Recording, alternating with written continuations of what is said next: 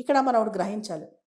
ఇప్పుడు మన వాళ్ళు, మన సొంత వాళ్ళు, మనకు తెలిసిన వాళ్ళు, వాళ్ళ జీవితంలో పైకొచ్చినా, వాళ్ళకి మంచి జరిగినా, లేదా వాళ్ళకి కొంచెం మంచి గొప్ప అవకాశాలొచ్చినా, మనం వాళ్ళని బ్లెస్ చేయాలి. వాళ్ళకి ఇంకా మంచి జరగాలని కోరుకోవాలి. వాళ్ళ మంచిలో మన మంచి కూడా ఉంటది. దానికి ప్రధానమైన కారణం ఏంటంటే, ఒక పాజిటివ్ వైబ్.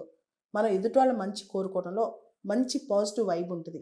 ఎవరికో ప్రపంచంలో చాలా మందికి మంచి జరుగుతా ఉంటది. వాళ్ళలో మనకు తెలిసినోళ్ళు, లేదా మన పరిచయస్తులు, మన శత్రువులైనా వాళ్ళకి మంచి జరిగితే తప్పేంటి? అలా ఎందుకు మనం ఆలోచించకూడదు? ఎదుటి వాళ్ళకి నష్టం జరగాలి, కష్టం జరగాలి. దానిలో బాగా జరిగిందని ఆనందం వెతుక్కోవాలి. ఎందుకలా అనుకోవాలి? ఈ మధ్య ప్రపంచంలో చాలా వరకు ఈ వరల్డ్‌లో జెలసీస్ కానీ, లేకపోతే పక్కోడికి నష్టం జరగాలని చెప్పిన ఒక భావన గాని ఎక్కువైపోతుందనమాట.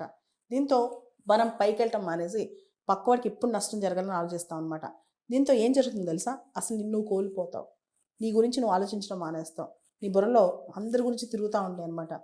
ఒకసారి గుర్తెచ్చుకోండి, తెల్లారుజామున మనకు మెలుకువ వచ్చిందనుకోండి, అర్ధరాత్రి కూడా మెలుకువ వచ్చిందనుకోండి, నిద్రపోయేటప్పుడు మెలుకువ వచ్చిందనుకోండి, సగం నిద్రలో బ్రెయిన్‌లో ఎప్పుడైతే పక్క వాళ్ళ గురించి థాట్స్ వస్తాయో, వాళ్ళకి ఏం జరుగుతుందో వాళ్ళ లైఫ్‌లో, క్యూరియాసిటీ పెరిగిపోయిద్దో, ఇప్పుడు నష్టం ఎవరికి తెలుసా? మనకి. మన ఫోకస్ పోతది.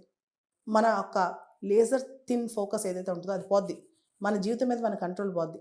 మన జీవిత లక్ష్యాలు పక్కన పెట్టేస్తాం. ఎందుకంటే బ్రెయిన్ 2 విషయాలు ఒకటేసారి సైమల్టేనియస్‌గా ఆలోచించలేదు. ఒక విషయం ఆలోచించగలదు.